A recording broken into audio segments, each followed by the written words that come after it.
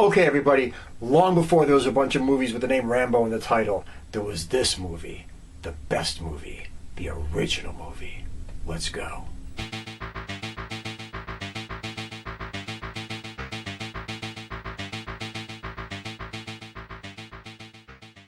All right, everybody, today we are going all the way back to 1982 to look at First Blood, the first motion picture starring a man named John J. Rambo, and the movie that was really a movie and not just a superhero flick that the others all morphed into. But we'll get to all that later. Doesn't really make a difference. Right now, before we go any further, once and again, and as always, to the trailer.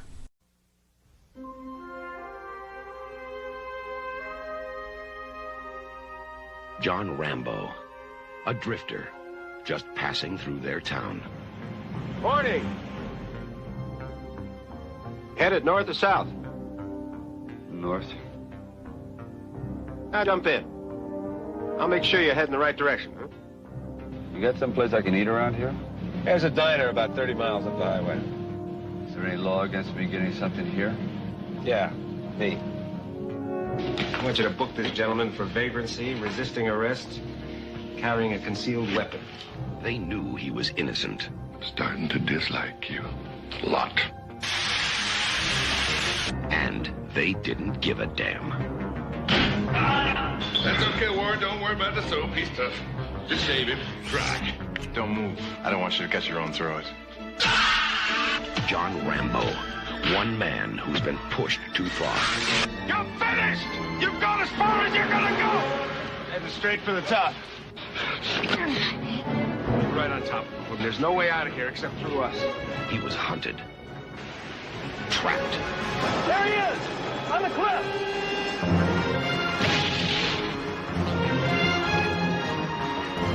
and forced to fight back. Don't push it. Don't push it. I'll give you a war you won't believe.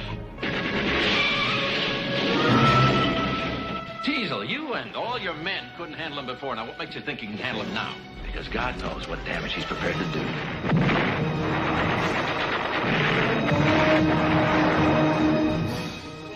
You don't seem to want to accept the fact that you're dealing with an expert in guerrilla warfare. Are you telling me that 200 men against your boy is a no-win situation for us? You send that many, don't forget one thing. A good supply of body bags. Sylvester Stallone. This time, he's fighting for his life. First Blood.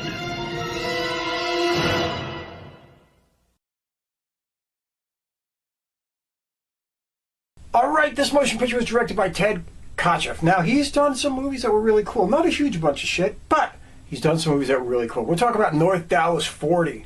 We're talking about Split Image and Uncommon Valor and Fun with Dick and Jane, if anybody remembers that fun little movie from years ago. And come on, the 80s standard, Weekend at Bernie's. And on TV, he did stuff like, the Red Shoe Diaries and Law and Order. So, not a massive directing career, but his name was in the game, did some stuff you recognize. Hey, can't knock that. All right, playing Rambo, like I said, John J., is Sylvester Stallone.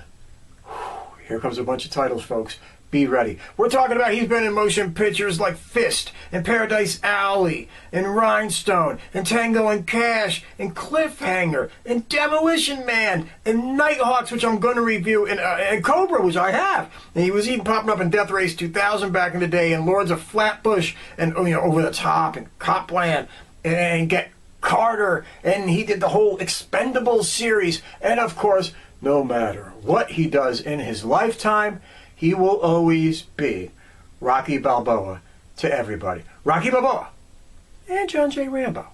Rocky Balboa and John J. Rambo. It's just the way it is, and that's a hell of a legacy to leave behind no matter what. Play Sheriff Will Teasle. We got Brian Dennehy. Let's hit this. We're talking about he's been in little gems like Foul Play, and 10, and Cocoon, and Silverado, and Gorky Park. And you know what? I think he popped up in Fist with Stallone, and Tommy Boy, and Semi-Tough, and Looking for Mr. Goodbar, and Righteous Kill, and Never Cry Wolf, and FX, and Legal Eagles. So, a lot of flicks, a lot of stuff. I can't wait to talk about him later. Anyway, we'll get there. We'll get there. Playing Trautman, Colonel Trautman. That is Richard Crenna. Let's go. We're talking about he has been in stuff like Our Miss Brooks and Jade and The Sand Pebbles and Wait Until Dark, which is fucking classic, and The Evil and Death Ship and Body Heat and The Flamingo Kid and Sabrina and Leviathan, which I've already reviewed, and Summer Rental and the Devil's Backbone, and he was in that movie Devil Dog Hound to Hell, which I also reviewed actually several episodes ago, or dozens of episodes ago. It's been a while. Anyway, Richard Crenna, legend. Playing Kern, one of my favorites, folks. One of my favorites. It is what it is. Bill McKinney. Let's go. We're talking about he has been in gems like Thunderbolt and Lightfoot, and The Outlaw Josie Wales, and The Gauntlet, and Every Which Way But Loose, and Carney, and Bronco Billy, and Tex, and The Parallax View, and Cleopatra Jones, and She Freak, and Heart Like a Wheel, Against All Odds. He was in so many movies and so many flicks with Eastwood. I mean, he'll always be one of my Eastwood guys, you know what I mean? When I think of fucking Bill McKinney, one of the Eastwood guys, love seeing him and stuff, just the way it is. Playing Mitch, a very pre-famous, very young David Caruso. We're talking about he has been in movies like Without Warning, which I already did, I think, at one point, and Kiss of Death, and Jade, and Twins, and Mad Dog and Glory. But really, he is a TV guy, you know what I mean? We're talking about Hill Street Blues, and NYPD Blue, and CSI Miami. He left TV for a while to go be a big movie star. Well, that shit didn't pan out. He went back to where he should be, on TV, where he's like huge. So, there you go. Playing Galt. Legendary. Jack Starrett. Let's go.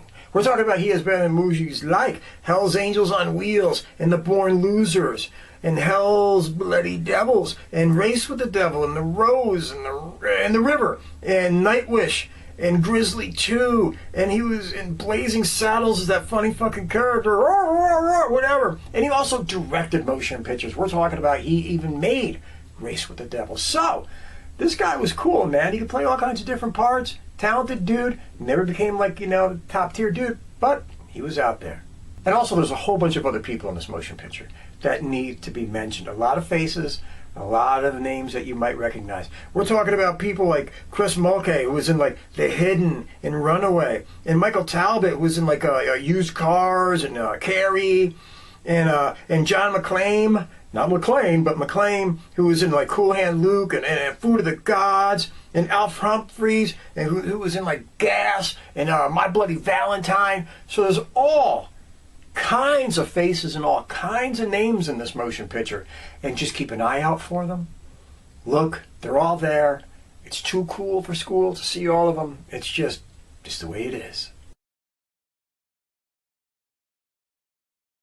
Okay, everybody, I'm going to try to do this in 90 seconds or less so I can keep it fast, keep it moving, keep it entertaining, and so we can get to the summary, which is where we would all much rather be. You have this guy, John J. Rambo, and the movie starts out pretty somberly. He's looking for an old war buddy friend of his, and he finally finds the location of his house, and when he does, he finds out that he is passed away from some cancer caused by Agent Orange back in Vietnam. Dejected, emotionally crushed, he goes walking down into town, where he's immediately greeted by a rather hard-headed police officer who just doesn't like drifters and anybody looking like him wandering through his town.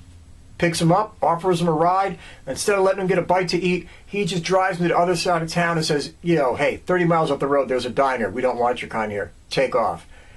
Goes back into town. John J. Rambo's like, I didn't do anything wrong. I don't deserve this. He starts walking back into town, where he is greeted by such cop one more time. He gets arrested on vagrancy, thrown in jail. They're a little bit rough on him. They kick him around. They beat on him. One thing leads to another. He escapes. Runs off into the mountains. The police follow him. And he kind of dispatches of the entire police force. Not that he kills anybody or anything like that, but he gets rid of them. Next thing you know, the entire National Guard, multiple police agencies, and everybody are trying to get John J. Rambo off that mountain. And the only thing that they can think of to help, well, not they, but the government, is to send in his former colonel to try to talk him in to surrendering himself to the authorities. That's basically it, folks. That's the gist of it. That's the flow of it. You get it. You got it. Not much more to say. It's First Blood. Most of you probably already seen this thing. You get where I'm going. All right.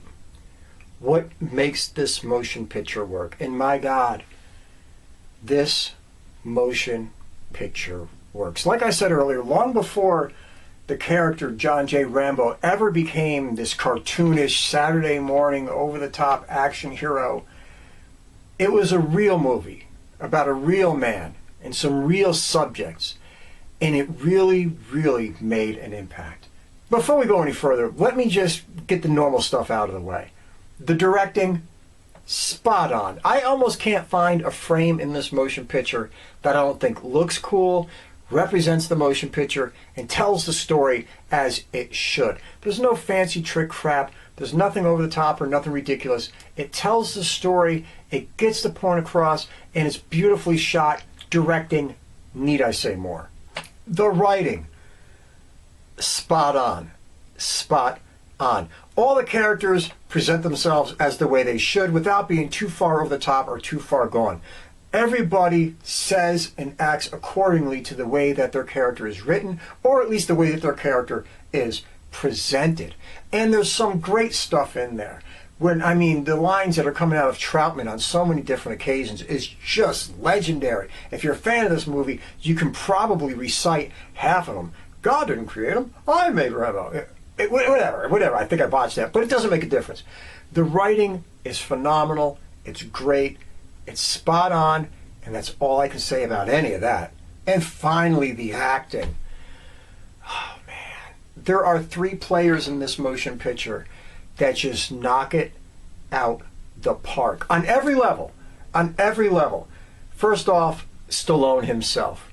The way the movie starts out, he's so different than you're used to seeing Rambo in any of the other flicks or any of that kind of stuff, or even through the rest of this motion picture. He's almost lighthearted and affable as he finds his friend's cabin and he finds the family. You can see him go down there and he's digging through his pockets and he's kind of like, oh, there's junk in there, and he's almost nerdy and sheepish. And then he finds out that his friend is dead. His last friend, his only friend, the only person he really knew from his days in Vietnam. And just the transformation he makes at that moment in that scene when he walks away and you see him throw his little address book into the garbage or the fire, whatever the fuck it was.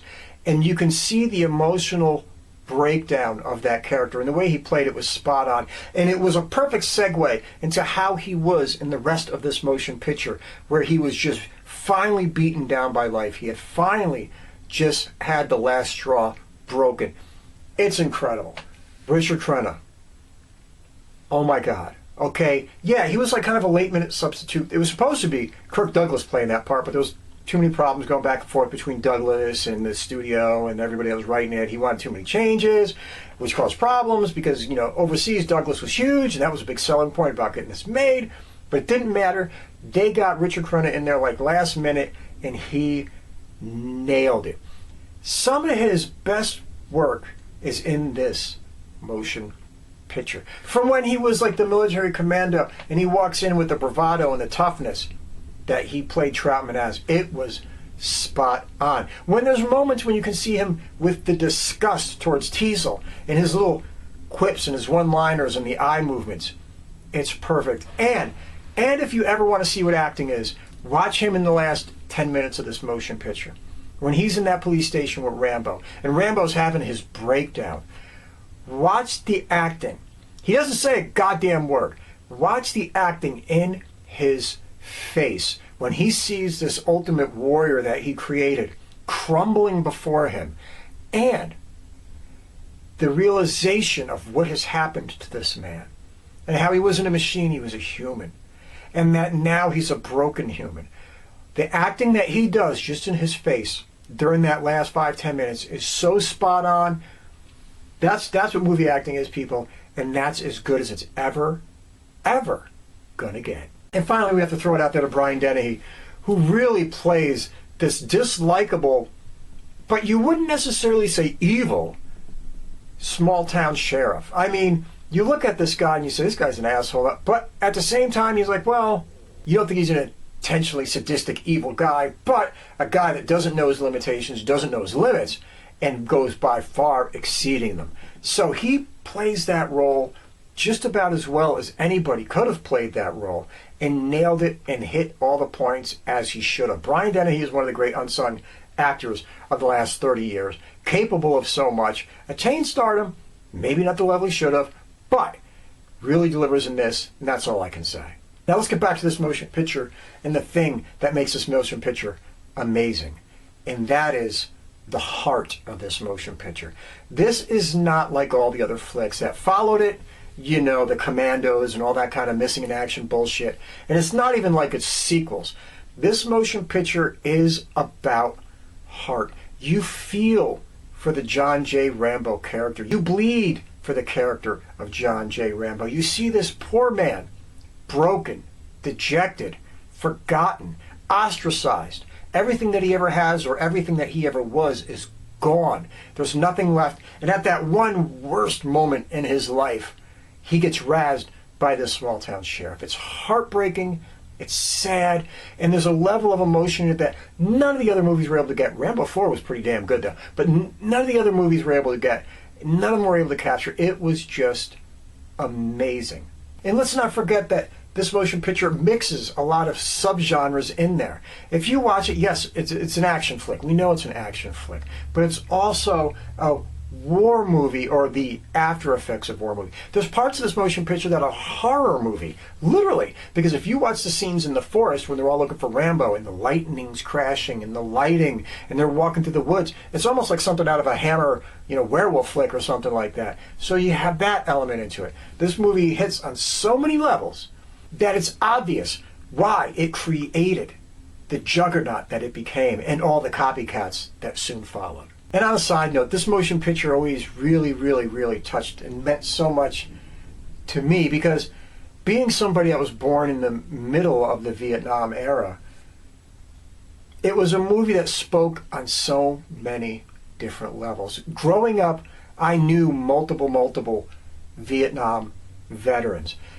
I was never in the military or anything like that in my life, but I did spend a few years in a military academy where I was taught by Vietnam veterans, and you'd hear stories, you'd hear them remember things, and so many things are heartbreaking and so many things are just sad.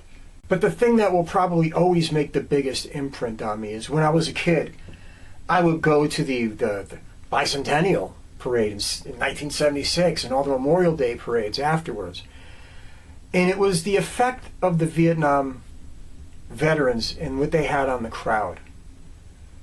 You would see the World War II veterans go by, and they were applauded and praised. See some of the Korean vets go by, and they were applauded. And then the Vietnam vets would come by. And the crowd would almost look confused. Like they almost didn't know what to do. Should they applaud? Should they just be silent? They didn't know how to handle the situation. And it was just striking when I was a child. Over years that changed. As year and year went by, the acceptance and the respect they got was massive. But at that time when it started out, it was a bunch of people just looking at them almost confused and bewildered. And it wasn't until many years later that it hit me why everybody was so quiet and why everybody was so despondent. And it was shame. It was simply shame. It was shame knowing what their country did to these guys. It was shame knowing what the civilians put these men through, which was probably as damaging to them as what they went through in war was the reception they got when they came back. Anybody wearing that uniform became a target. They became a scapegoat. They became a channel for everybody's frustration and rage, and it all landed on them, and it was all unjust. And the only thing I'm going to say past that is, even though that was 50 years ago, you can see society do the same things. And although the uniforms are different, it's sad to see society repeat itself. And it's sad to see how little people have learned from the sins of the past. Okay, everybody, get out there and watch the original Rambo. Oh, pardon me, watch the original First Blood. It's a great motion picture, a serious motion picture, a picture that stood for a lot and meant a lot and should never be overlooked and should never be forgotten. As always, be good, take care, help a stranger, look out for a friend, be kind to anybody that you meet, and most of all, never, and I mean never, take any bullshit from anybody. Talk to you soon.